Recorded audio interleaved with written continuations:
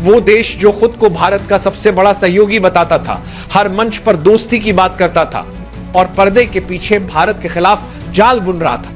ऐसा लगने लगा था कि अब भारत के हाथ में वो ताकत आने वाली है जो दुनिया के सिर्फ 5 देशों के पास है। लेकिन दोस्तों, जैसे ही भारत की जीत लगभग तय मानी जा रही थी, ठीक उसी वक्त एक ऐसा देश सामने आया जिसने भारत के पीठ में वो छुरा घोंपा जिसकी किसी ने कल्पना तक नहीं की थी।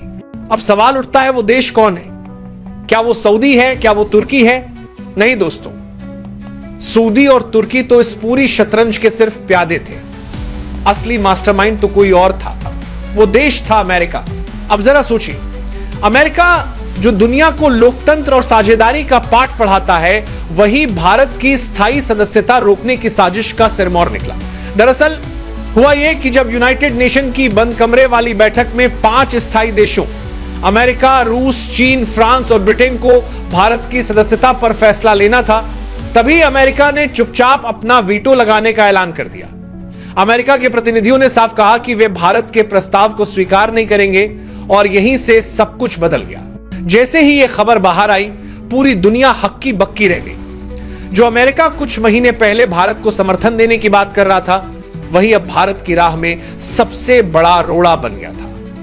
ये वही अमेरिका था जिसके राष्ट्रपति डोनाल्ड ट्रंप ने दिल्ली आकर कहा था कि भारत और अमेरिका नेचुरल पार्टनर है। लेकिन सच्चाई यह थी कि उस मुस्कुराते चेहरे के पीछे एक साजिश पल रही थी जो आज सामने आ चुकी थी।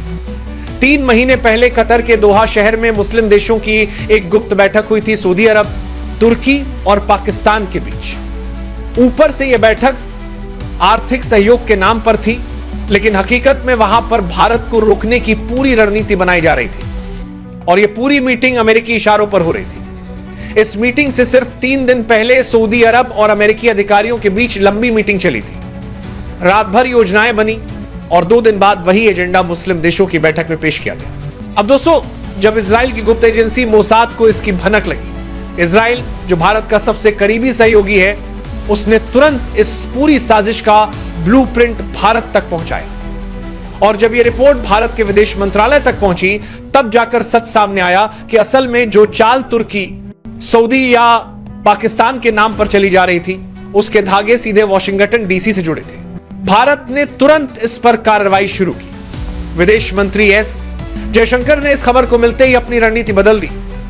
उन्होंने अगले 24 घंटे में 12 से ज्यादा देशों के विदेश मंत्रियों से सीधी मुलाकात की और उन्हें बताया कि यह मुद्दा सिर्फ भारत का नहीं बल्कि पूरी ग्लोबल साउथ की आवाज का है। जयशंकर ने उन्हें याद दिलाया कि अगर भारत को वीटो पावर नहीं दी जाती तो दुनिया की 70% आबादी का प्रतिनिधित्व हमेशा 5 पुराने देशों के हाथों में बंधक रहेगा।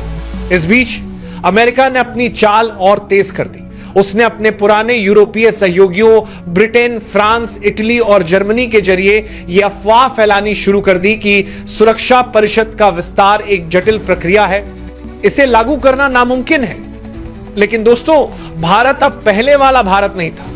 जयशंकर ने प्रेस कॉन्फ्रेंस में तीखे शब्दों में कहा, जब 1945 में दुनिया युद्ध की तबाही से जूझ रही थी, तब यूएन बनाया जा सकता था, तो आज क्यों नहीं बदला जा सकता? उनके इस बयान ने दुनिया का रुख बदल दिया। मीडिया ने इसे इंडिया चैलेंजेस द सिस्टम की हेडलाइन दी और अमेरिका की चाल बेनकाब हो। असल जंग अब यूनाइटेड नेशन के भीतर शुरू हुई, जहां 193 देशों में से 146 देशों ने खुलकर कहा कि वे अमेरिका के वीटो का विरोध करेंगे। यह अभूतपूर्व था। पहली बार अमेरिका को अकेला पड़ने का डर सताने लगा, क्योंकि चीन, रूस, फ्रांस और यूके चारों देशों ने भारत के समर्थन में दस्तावेज पर हस्ताक्षर कर दिए थे। अब अगर सिर्फ अमेरिका ही विरोध करता तो वो अकेला खड़ा रह जाता और इसी डर ने वॉशिंगटन को बेचैन कर दी। अगर भारत वीटो पावर पाता है तो दुनिया में 2 लोकतांत्रिक ध्रुव बन जाएंगे, एक अमेरिका और दूसरा भारत। और अमेरिका यह बात कभी स्वीकार नहीं कर सकता कि कोई और देश उसकी बराबरी पर खड़ा हो। यही कारण है कि उसने पर्दे के पीछे यूनाइटिंग फॉर कंसेंसस ग्रुप को एक्टिव कर दिया। वही समूह जिसमें तुर्की, पाकिस्तान, इटली, अर्जेंटीना जैसे देश शामिल हैं, जो हमेशा भारत की राह में कांटे बोते आए हैं। अमेरिका ने इन्हें पैसा, हथियार और राजनीतिक समर्थन देकर भारत के खिलाफ मोर्चा खुलवाया। जब तुर्की ने यूनाइटेड नेशन में भारत के खिलाफ 3 बड़े आरोप लगाए, अल्पसंख्यक अधिकारों पर, पड़ोसी देशों से संबंधों पर और नियमों के पालन पर तो किसी को अंदाजा नहीं था कि यह भाषण असल में वॉशिंगटन में लिखा गया था। इस भाषण से कुछ घंटे पहले तुर्की का प्रतिनिधि न्यूयॉर्क के एक होटल में अमेरिकी अधिकारियों से मिला था और वहीं यह स्क्रिप्ट तैयार की गई थी। खुलासा होते ही अंतरराष्ट्रीय मीडिया में हलचल मच गई। जयशंकर ने तुरंत पलटवार किया। उन्होंने एक तीखे बयान में कहा, भारत को कमजोर दिखाने की हर कोशिश खुद अमेरिका की विश्वसनीयता को कमजोर करती है। उनका यह बयान पूरी दुनिया में गूंज उठा। अफ्रीका, एशिया और लैटिन अमेरिका के कई देशों ने खुलकर भारत के समर्थन में आना शुरू कर दिया, क्योंकि उन्हें भी एहसास हो गया था कि अगर भारत जैसा लोकतांत्रिक और स्थिर देश वीटो पावर नहीं पा सकता तो फिर कभी कोई देश नहीं पा सकेगा। उधर अमेरिका ने सऊदी और तुर्की को और उकसाना शुरू किया। भूमध्य सागर, मेडिटेरेनियन सी में तुर्की ने भारत के युद्धपोतों को धमकी दी कि अगर वे पीछे नहीं हटे तो नतीजे भुगतने होंगे। लेकिन तुर्की के इस बयान के पीछे भी अमेरिका का दिमाग था, क्योंकि अमेरिकी युद्धपोत पहले से तुर्की के पोर्ट पर तैनात थे। भारत को डराने के लिए अमेरिका ने 8 अतिरिक्त वॉरशिप्स उस इलाके में भेज दी, पर भारत भी चुप नहीं बैठा। उसने अरब सागर और रेड सी में अपनी नौसेना की तैनाती बढ़ा दी। यह एक सीधा संदेश था, अगर लड़ाई चाहिए तो हम तैयार हैं। इस बीच भारत ने यूनाइटेड नेशन में एक और बड़ा दांव चला। उसने सऊदी और तुर्की के परमाणु हथियार प्रोग्राम की गुप्त रिपोर्ट सार्वजनिक कर दी।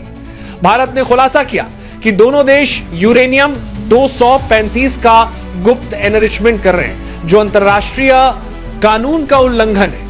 इसका मतलब यह था कि अब अमेरिका अगर इनका समर्थन करता है तो उसे अपने ही नियमों के खिलाफ जाना पड़ेगा। यानी भारत ने साजिश करने वालों को उन्हीं के जाल में फंसा दिया।